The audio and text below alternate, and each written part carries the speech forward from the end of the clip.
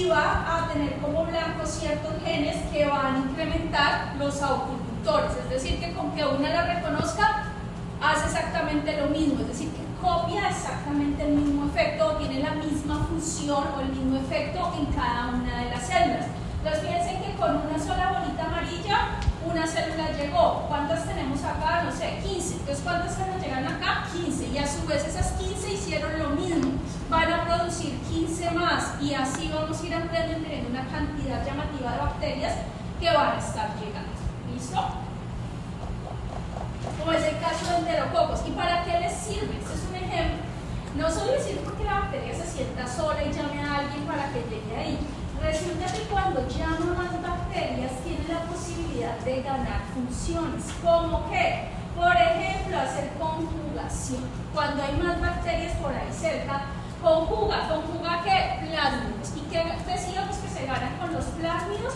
Ventaja evolutiva, resistencia, sobrevida, ¿cierto? Pueden, la llegada o la activación del quorum sensing sirve para hacer una cosa supremamente importante, la formación de biofilm. ¿Por qué? Porque cuando tantas están cerca es más fácil empezar a generar el estrato para el biofilm. Este es un ejemplo también de Enterobacter. Cuando llegan las demás o cuando llegan estos factores de autoinducción, observen que liberaron tanto amarillos, azules como rosados.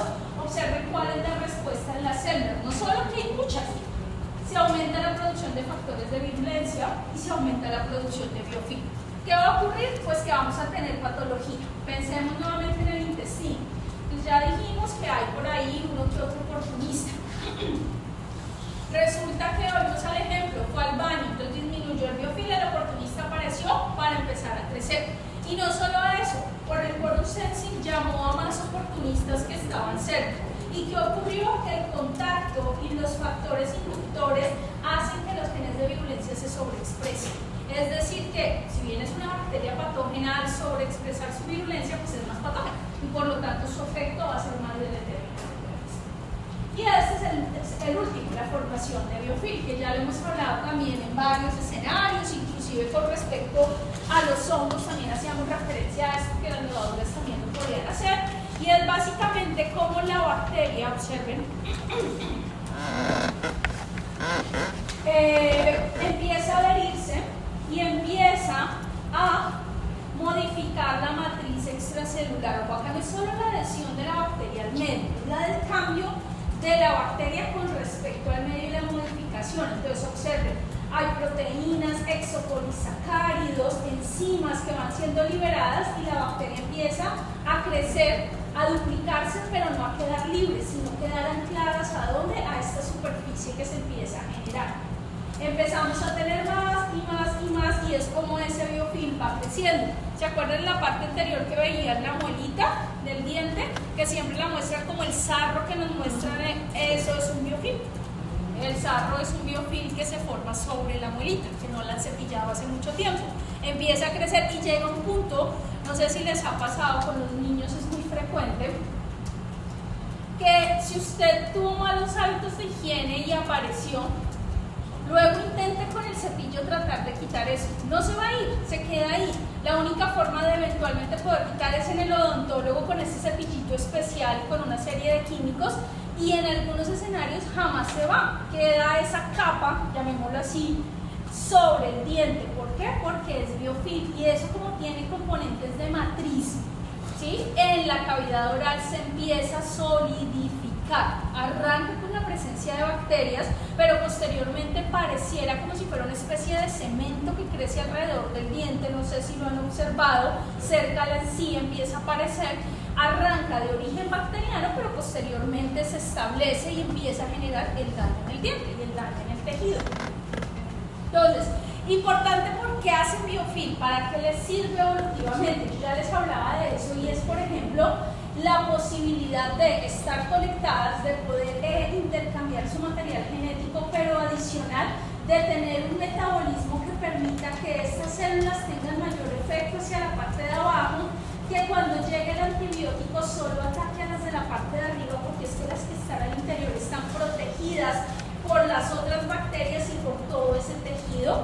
que las rodea. Entonces acá tenemos que básicamente hacen tolerancia al antibiótico, no solo por los mecanismos que ya describíamos en la parte anterior, sino también porque topológicamente el antibiótico no puede penetrar ese compuesto que se ha generado, ese polímero que se empieza a generar hacia la parte externa. Entonces, siempre aparece, se adhiere, pero también aparece la acumulación de diferentes proteínas, es decir, que el biofilm no es solo tener muchas bacterias, sino bacterias y productos de esas bacterias que empiezan a modificar el comportamiento, que son las proteínas asociadas al biofilm. Y es lo que nos va a permitir tener el establecimiento de la estructura que ya conocemos. Acá está la imagen. El dientecito sano y el dientecito que se enferma. Observen cómo esa capa de sarro que se forma sobre el diente está cargada de un biofilm bacteriano, bacterias, etcétera, y observen que es bastante claro cómo los antibióticos no penetran y cómo el sistema inmune tampoco puede hacer nada contra eso, porque ellas están protegidas por esa capa que parece como un cemento que se formara sobre el diente. Lo mismo va a ocurrir en el catéter cuando aparece el biofilm, el biofilm en el intestino.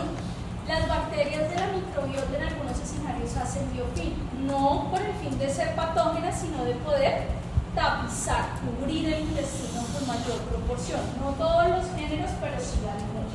Profe, Señora. ¿todas las patógenas siempre para cuando se genera la patología van a generar biofilm? No todas.